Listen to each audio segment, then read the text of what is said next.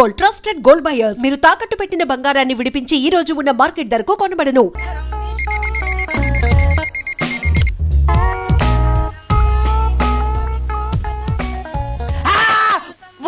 ఏంటి నిన్ను చూసి నువ్వే భయపడుతున్నావా? ఏం చేస్తావు? నీ ఫేస్ అలాంటిది, భయపడక చేస్తావా? అందుకేగా నాకిప్పటిదాకా పెళ్లే కాలేదు. అయ్యుంటే ఈ పాటికి ప్రొడక్షన్ ఆపరేషన్ రెండు అయిపోయింది. ట్రై చేస్తున్నాం సార్. ఇప్పటికే పెళ్లి చూపులు హాఫ్ సెంచరీ పూర్తయినాయి. సెంచరీ అయ్యేలాగా ఈ గంతకు తగ్గ బంత దొరకపోతుందా?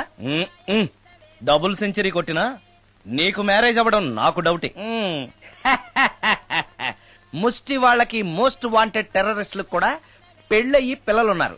నీకేరా లేంది. అయితే నన్నేం చేయమంటావు? బిర్యానీలో బేగాన్ స్ప్రే కలుపుకుని తిని చావు. చాలే, నోరు మూసుకో.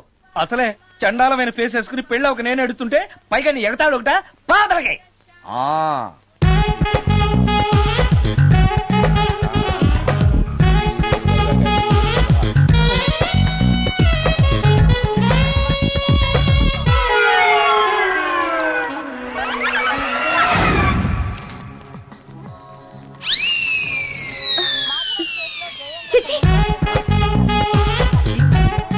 నా మొహం అంత అసహ్యంగా ఉందా? వాడు పెళ్లాంతో హనీమూన్ లో ఉండగా మిమ్మల్ని, పెళ్లాంతో చెప్పు దెబ్బలు తింటున్నప్పుడు నన్ను పుట్టించాడు. అది నా కర్మ. వస్తున్నా.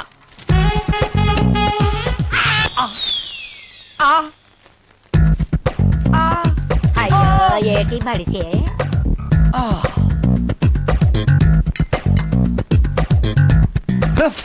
మన ఫేసే ఎవరు చూడలేక వస్తుంటే పైగా ఈ ఎక్స్పోజింగ్ కూడానా? చెయ్యి. లోపల డ్రాయర్ ఉంది కాబట్టి సరిపోయింది. అమ్మో ముత్యాలు. ఏటి బాబు? నేను రికార్డింగ్ థియేటర్ కి వెళ్ళొస్తాను. అలాగే బాబు. ముత్యాలు, మళ్ళా ఏటి బాబు? ఇందాక నువ్వు చూసింది ఎవరికి చెప్పకు. అందరికి చెప్పుకొని తిరగటానికి నేను చూసింది ఏమైనా రామాయణంలో సుందరాకాండ కట్టవా బాబు? ఎల్దా బాబు. Excuse me. మిమ్మల్ని కాదు. నన్నండి. మిమ్మల్ని. ఈ అపార్ట్మెంట్ లో పని మనిషి తప్ప ఏ ఆడది నాతో మాట్లాడదు. ఈవిడికి నాతో పని ఏంటబ్బా? మీకు అభ్యంతరం లేకపోతే ఓ ఫోటో తీసుకోవచ్చా? నన్నా? ఆహా, టైం మారింది. మన ఫేస్ కి ఏకంగా ఫోటోలే తీసుకుంటున్నారు. ఈ ఛాన్స్ వదలకూడదు. ఓకే. Excuse me. సాధారణంగా మీరు అసలు నాతో మాట్లాడరు కదా. ఇవాళ ఏకంగా నా ఫోటోయే తీసుకోవడానికి కారణం తెలుసుకోవచ్చా? మా బాబు అన్నం తిన్నని గోలు చేస్తున్నాడు. నీ ఫోటో చూపించి బెదిరిద్దామని. ఇందులో జోక్ బాగుంది.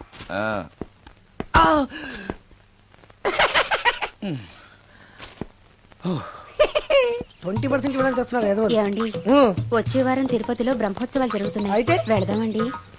3 రోజులు టైం వేస్ట్, 2000 డబ్బు బొక్క. ఏదో టీవీ ముందు కూర్చున్నాం అనుకో, లైవ్ ప్రోగ్రామ్ ఇస్తారు. ఫ్యాన్ కింద కూర్చొని పల్లీలు తింటూ చూడొచ్చు. రేపు ఆదివారం ఏదైనా మంచి సినిమాకి వెళ్దామండి. వారిని 3 గంటలు టైం వేస్ట్, 200 రూపాయలు డబ్బు వేస్ట్. 3 నెలలు కళ్ళు మూసుకోనుకో, ఏదో ఛానల్ వస్తుంది, ఇంట్లో కూర్చొని చూడొచ్చు. అవును, మర్చిపోయాను, నీకు ఫిష్ బిర్యానీ చేయడం వచ్చా? తినాలుంది. ఎందుకు అనవసరంగా డబ్బు ఖర్చు? ప్రతిరోజు టీవీ చూస్తూ కూర్చోండి. ఏదో ఒక రోజు టీవీ ప్రోగ్రామ్ లో గుమ్మగుమ్మల్లో చూపిస్తారు ఎలా చేయాలో. లొట్టలేస్తూ చూడొచ్చు. మాటల్లో పెట్టి రికార్డింగ్ థియేటర్ వరకు నడిపించుకుంటూ తీసుకొచ్చి ఆటో డబ్బులు మిగిల్చారు. హలో, నువ్వు ఎంత బాగా వాయిస్తావు, ఏం బాగా వాయిస్తావు అనేది నాకు అనవసరం. నీకు ఇచ్చే రిమ్యునరేషన్ లో నాకు 20% ఇస్తావా? అయితేనే ఓకే. Line note. అలా అయితేనే ఓకే. లేవుటి ఇంకోసారి ఫోన్ చేయకు పెట్టే ఫోన్. ఇదిగో, నువ్వు పంజాబ్ వెళ్తున్నావు కదా, మా ఆవిడ్ని మాధురి రికార్డింగ్ థియేటర్ లో డ్రాప్ చేసి ఆ తర్వాత వెళ్ళు. అర్థమైందా? అలాగే. ఒక్క నిమిషం. హలో, ఏమై నాకు ఈ సొంత ఎందుకయ్యా? నువ్వెంత సీనియర్ అయితే నాకెందుకు? 20% ఇస్తావా? అలా అయితే రికార్డింగ్ థియేటర్ గిటార్ వేసుకుని వచ్చాయి.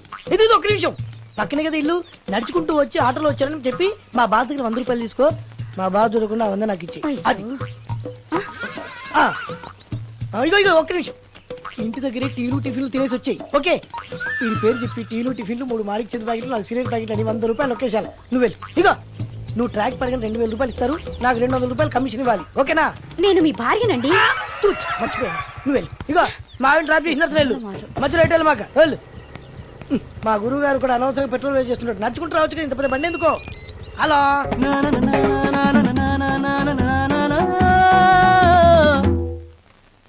ఏమయ్యా నువ్వు ఇన్స్ట్రుమెంట్ ప్లే చేస్తున్నావా దుమ్ము దులుపుతున్నావా? Sorry sir. కొంచెం స్లోగా. Okay sir. Please please. Sir good morning sir. ఏంటయ్యా అందరూ వచ్చేసారా? అందరూ వచ్చారు సార్, ఆ. ఒక్క ప్రసాద్ గారు రాలేదండి. అదేంటి వాడు నిన్నే వస్తానని చెప్పాడు కదా. వాడికి పెళ్లి సెటిల్ అయింది సార్, రావడానికి ఇంకా 2 రోజులు పడుతుందని ఫోన్ చేశాడు. వీణ వాయించేవాడికి డప్పు కొట్టేవాడికి కూడా పెళ్లిళ్ళు అవుతున్నాయి. మ్యూజిక్ డైరెక్టర్ నాకు మాత్రం అదృష్టం లేదు.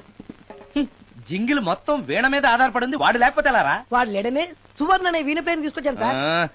ఆ అమ్మాయి బాగా ప్లే చేస్తుందా? బ్రహ్మాండం, తీగ లెంపెద్ది. ఇలా చెప్పే మొన్నెవడో మృదంగా వాడిని తీసుకొచ్చావు, వాడిని ఆది తాళం వాయించరా అంటే చావు మేళం వాయించాడు, చెవులో చిల్లులు పడిపోయాయి. తీసుకొచ్చాను కదా, మీరే టెస్ట్ చేయండి. ఒక్క నిమిషం రండమ్మా. నా కమిషన్ మీద మర్చిపోద్దమ్ము. ఈయనే మ్యూజిక్ డైరెక్టర్ సుందరం గారు. నమస్కారం అండి. నమస్తే.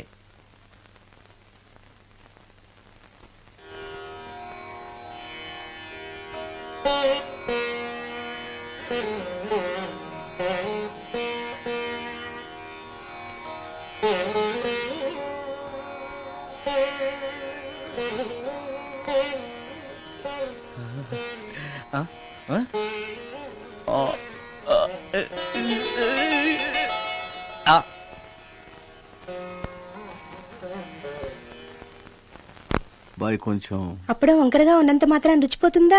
అబ్బాయి డబ్బు బాగా సంపాదిస్తున్నాడు, డబ్బుంటే అన్నీ ఓకే. మీ తమ్ముడు మాకు బాగా నచ్చాడండి. నేను మీకు నచ్చాను, మీ అమ్మాయి మా అందరికీ నచ్చింది కాబట్టి. చెప్పు బాబు. అది అది ఏంట్రా? మీ అమ్మాయితో నేను మాట్లాడాను. ఈ రోజుల్లో ఇవన్నీ మామూలుగా బాబు, తీసుకెళ్లి మాట్లాడు. ఏమడుగుతావురా? మ్యూజిక్ వాయించడమేనా లేకపోతే స్టెప్స్ కూడా వేయటం వచ్చా అని అడుగుతావా? బల్లిగుడ్లతో ఆమ్లెట్ వేయడం వచ్చా అని అడుగుతా. కింద పడలేదు. మా రోజుల్లో ఇలాంటి పద్ధతులు ఏమీ ఉండేవి కాదు. పెళ్ళవక ముందే పక్కకు తీసుకెళ్లి మాట్లాడడానికి ఏముంటాయని.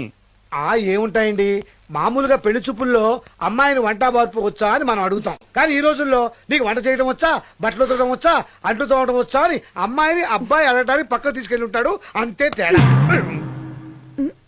ఓ చాలా ఎక్కువైంది, తగ్గించండి. ఏమీ లేదు, నేను నచ్చానో లేదో తెలుసుకోవడానికి పిలిచాను. నేను నచ్చానా? నువ్వేం మొహం పడకు, ధైర్యంగా చెప్పే.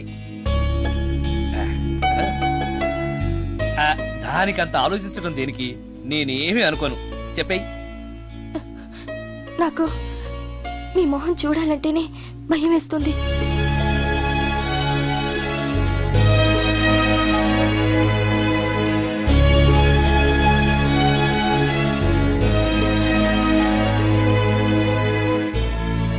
పనిలో పని ముహూర్తాలు కూడా పెట్టేస్తే మనం పెళ్లి ఏర్పాట్లు చేసుకోవచ్చండి. అలాగే అక్క, ఏనానా ఈ పెళ్లి జరగదు.